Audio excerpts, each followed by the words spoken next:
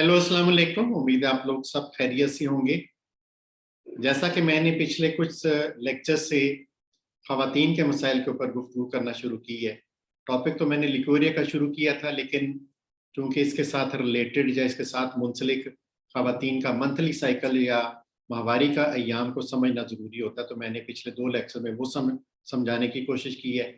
आज का लेक्चर मज़ीद इसको आगे बढ़ाते हैं, क्योंकि ख़वातीन के अंदर हर महीने हार्मोन, मुख्तलिफ हार्मोन होते हैं, जैसे ईस्ट्रोजन है, प्रोजेस्टेरॉन है, टेस्टोस्टेरॉन है, और इसकी तब्दीलियों की वजह से उसका पूरा मंथली साइकिल चलता है।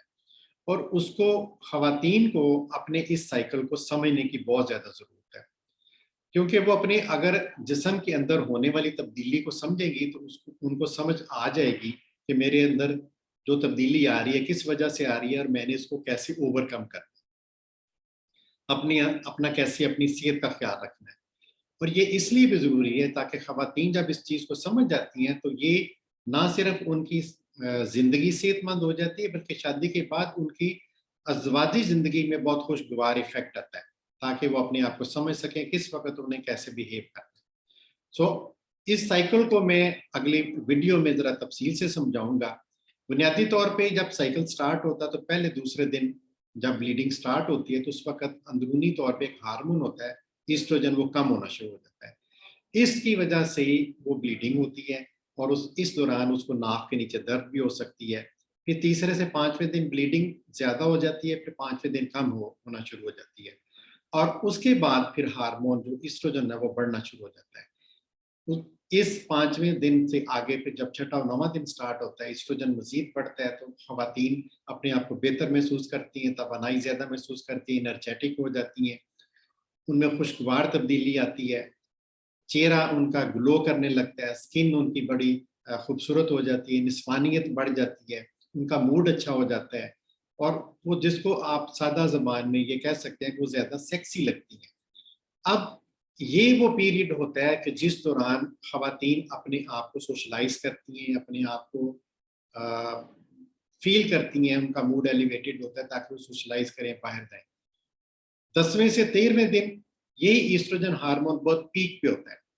अब ये वो पीरियड है जब ख़वातीन का, जिसको पीक पीरियड कहती हैं, और जो मैरिड ख़वातीन हैं उनको चाहिए कि इस दौरान वो अपने साथी के साथ ज़्यादा से ज़्यादा तल्लक रखें, उसके साथ उनका दिल चाहेगा मुलाकात करने को, मिलने को।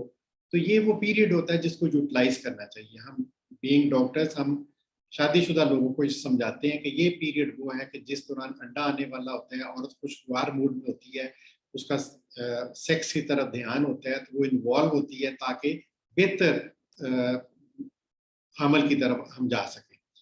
उसके बाद 14वां दिन आ जाता है जिसको मिड साइकिल कहते हैं, उससे ओवुलेशन होती है, अंडा निकलता है बैज़ादानी से और औरत अपने आप को चूँकि उसने तैयार किया होता है जिस्म को, तो वो जब अ, अगर तो हमल ठहर जाए तो वो हमल शुरू हो जाता है, वरना वो फिर ज़ाय चला जाता है। उसके बाद फिर 15 से 18वां दिन में ईस्ट्रोजन लेवल कम होना शुरू हो जाता है, जज़्बात में शिद्दत आ जाती है, वो थकावट महसूस करता है, चिड़चिड़ापन हो जाता है औरत में और उसका ग्लूमी हो जाता है, सैड, जज़्बात में कमी आ जाती है। अब साथ ही इस दौरान इस प्रोजेस्टेरॉन और टेस्टोस्टेरोन बढ़ने शुरू हो जाती हैं। इनके बढ़ने से जिस्म में तवानाई आती है, तवानाई आने से वो काम करने को दिल चाहता है, उसका एक्सरसाइज़ करने को दिल चाहता है। तो ये बेस्ट पीरियड है सेहतमंद ग़िज़ा खाने का। उसके बाद जब तकरीबन 19 से 20वां दिन आता है तो उस वक़्त टेस्टोस्टेरोन मज़ीद बढ़ता है। उसकी स्किन जो है उसमें चिकनाई आ जाती है, दाने निकल सकते हैं, पानी ज़्यादा पिएँ, फल खाएँ, सेहत अपना ख़्याल रखें। फिर 23वें से 25वें दिन प्रोजेस्टेरॉन बहुत ज़्यादा बढ़ जाता है, जिससे औरत ब्लोटेड फ़ील करती है, फूला-फूला, वज़न बड़ा होता है, ब्रेस्ट हेवी हो जाती है, टेंडर हो जाती है। तो ये अपने आप को इस टाइम आप तैयार करें अगले साइकिल के लिए, आप एक्सरसाइज कीजिए, सेहतमंद ग़िज़ा खाएँ, पानी का ज़्यादा इस्तेमाल करें, ताकि इस पीरियड को आप ओवरकम कर सकें। तो ये तमाम चीज़ें मैं अगले अभी वीडियो में आपको समझाता हूँ। इंशाल्लाह आपको समझ आ जाएगी ख़वातीन को, तो इससे आप अपने जिस्म को, अपने साइकिल को बेहतर तरीके से समझ सकेंगी ताकि आप एक खुशगवार अज़वाजी ज़िंदगी गुज़ार सकें। जज़ाकल्लाह खैर।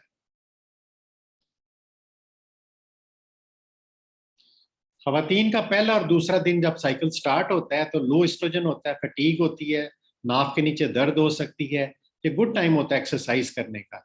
तीसरे से पांचवें दिन आपको ब्लीडिंग होती है, वो खत्म हो रही होती है, ईस्ट्रोजन फिर बढ़ना शुरू हो जाता है और एनर्जी ज्यादा आ जाती है, तवानाई महसूस करती हैं आप और आपका अच्छा फील करती हैं, और this is good time to power out. उसके बाद छठे से नौवें दिन में आपका एस्ट्रोजन और बढ़ता है, आप मोर, आपका फेस निस्वानियत आ जाती है, खूबसूरत लगना सकती है और स्किन ग्लो करती है, टेस्टोस्टेरोन साथ आ जाता है, तवानाई फील करती हैं, काम करने को दिल करता है।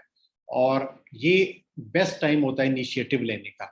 और 10वें से 13वें दिन ईस्ट्रोजन फिर पीक पे आता है, आप मोर सेक्सी लगती हैं, मोर निस्वानियत लगती हैं, आपका दिल चाहता है मुलाकात करने को, मिलने को, सोशलाइज करने को। तो ये बेस्ट टाइम होता है जो मैरिड है अपने खावन के पास जाने का। और उसके बाद 14वें दिन ओवुलेशन आती है, अंडा होता है, और इन दिनों में अगर खावन के पास होंगे तो फर्टिलाइज होगा, वरना वो ज़ाय हो जाएगा। 15वें से 18वें दिन में फिर सडन हार्मोन चेंज आती है और इमोशंस इंटेंसिफाई हो जाते हैं, थकावट महसूस हो जाती है क्योंकि वो कम होना शुरू हो जाती है, एस्ट्रोजन ड्रॉप करती है। 19 से 22वें दिन में फिर दोबारा से टेस्टोस्टेरोन प्रोजेस्टेरोन बढ़ती हैं और उससे जिल्द में चिकनाई आ जाती है, दाने निकल सकते हैं, सेंसिटिव हो जाती है। और ये सेहतमंद ग़िज़ा खाने का वक्त है, फल खाएं, सब्जियां खाएं। और 23वें 25वें दिन में आप में और बढ़ जाता है प्रोजेस्टेरोन, आप ब्लोटेड फील करती है, मोटापा, वजन बढ़ जाता है, थकावट फील होती है, काम करने को दिल नहीं करता, स्लगिश हो जाती हैं आप। और ये पोस्ट मेंस्ट्रुअल साइकिल को या प्री मेंस्ट्रुअल पीरियड को फतह करने का वक्त है, ताकि आप सेरोटोनिन बढ़ाएं। और 26 से 28वें दिन आप एक्सरसाइज करें, इससे ब्रेस्ट टेंडरनेस कम होगी, सोवरनेस कम होगी। कॉफी छोड़ें, मीठा छोड़ दें और पानी का ज्यादा इस्तेमाल करें, स्टे हाइड्रेटेड, और अपने आप को अगले साइकिल के लिए तैयार करें। If you like my videos, please subscribe to my channel, and my channel name is Dr. Javed.